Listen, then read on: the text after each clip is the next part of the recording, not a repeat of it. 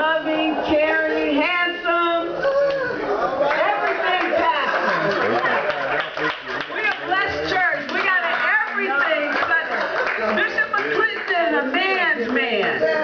He's respected worldwide, and his heart is so big, there's not a woman from 0 to 99 million who doesn't just honor his presence. You know, we're a blessed church. We're a blessed church. To all the Minister Gardner, I don't want to mess up either. And my uncle, y'all know that's my uncle, right? That's my auntie. First Lady Butler's my auntie. So that made Pastor Tex Butler my uncle. This church's inspiration is already here. Inspiration is already here. The love of God is already here. My brother. My brother. You know, I've been so moved by all the singing, and that's been bringing up my childhood and my history this morning. And last week, I spent the whole week talking about Mother's Day. People couldn't believe our service lasted from 12 to 4 o'clock. But it was an indescribable experience. You know, it's a gift to be able to speak to your mother on the telephone and pray to your mother on the telephone.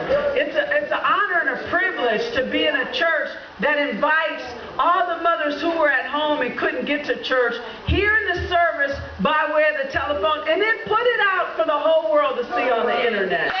That's amazing. That's amazing. So, you know, I grew up in San Francisco, went to New Shiloh Baptist Church over on Hayden Fillmore, and I grew up on singing like we've been doing here. And I miss devotion that was led by I Love the Lord, He Heard My Cry. I miss that kind of singing near the cross. I miss a lot of that, and I miss the spirit that was in the adults at that time, the spirit that if two kids got into a fight, the adults broke up the fight, taught the children better, and the children managed to wake up and teach somebody else better. You know, police would stop little kids that were cutting up and take them home. You know, teachers would call you, or a principal would even call you and say your son or your daughter is cutting up and have you come to the school. And I'm talking about this because some of you guys might have heard about the situation in San Francisco last week where two teenagers, 18 years old, on a school campus, got into a fight, and the police charged one of the boys with a hate crime. What kind of legal system can go on a school campus and break up a fight between 18-year-olds? A fight. I'm not talking about a pistol whooping or a barroom brawl. I'm talking about a fight between two kids on a school campus, and one of the teenagers ended up charged with a hate crime. Wow. What kind of legal system is capitalizing on the children to that degree? What kind of DAs and lawyers and all of these kind of people are trying to make a name on themselves by destroying our children? Not just the boy that got arrested, the other boy's going to suffer too. How do you have a fight and somebody ends up, kids, nobody wants anybody to fight. Nobody agrees with that. But what happened to the adults who knew how to love children enough to correct them? What happened to the adults who cared about a child enough to say, you know what, I'm taking both of y'all home. I'm going to talk to both of your parents. What happened to those adults? Where are they today?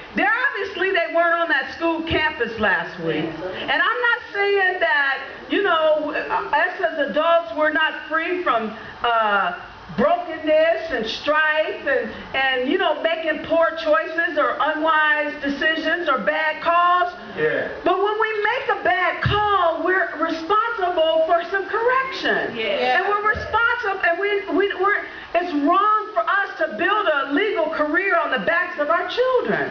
It's wrong for us to have jails bursting at the seams with 30 14 and 15-year-old children.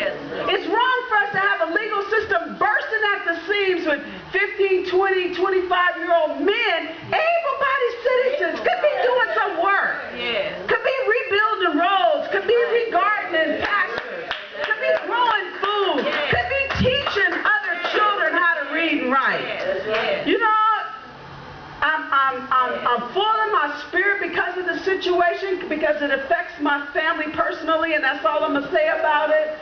But my son shared something with me yesterday. It was about his bail hearing. And he said, Mama, if the judge don't ever know that if my forefathers and my ancestors could make it from Africa to here, and could make it to the south, to the east, and the west coast, I can outlive my past. I can outlive my past. He said, so, I'm not upset that I didn't win a bail hearing. I don't care. He said, because I know who I am in my heart. I know who I am in my spirit. I know what God has done in my life. So I'm not worried about whenever I get out of here. It don't matter when.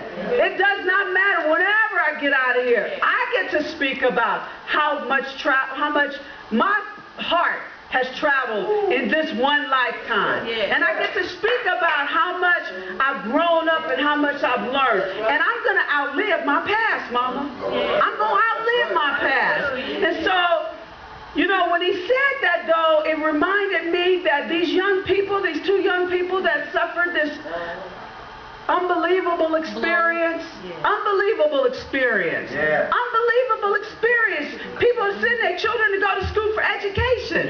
How they get into a fight. Kids get into fights. And one of them gets charged with a hate crime. It's beyond my wildest nightmare.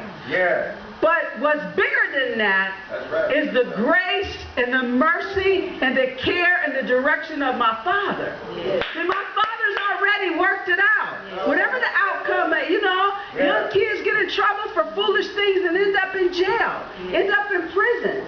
I don't know where this is headed, but I do know that the result is in my Father's hands. And my Father's got his eye on the sparrow. He's got his eye on a blade of grass. So how much more does he care for me? Does he care for the men in my family, for the men in this country, for the men and the women? I'm going to say this and I'm going to close.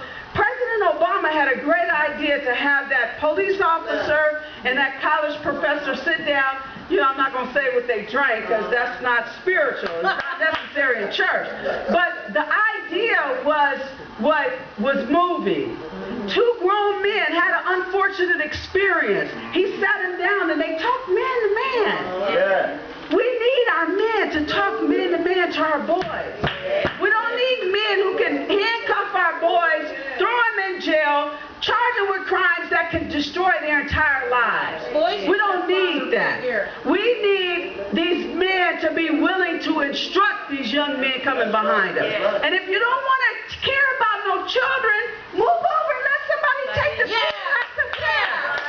Our children are our future. Right on. All of them, not just a select few. All of them are our future. When we throw a child under the bus, we may as well jump up under there too. So love these children, fight for these children. This education system is funneling our kids into a prison system. That's crazy. That's crazy. That's insane. They deserve more. They deserve better. And I declare that the future has more. I declare that we have what it takes to show up and show out where these children are concerned. So I love my church. I love my church family.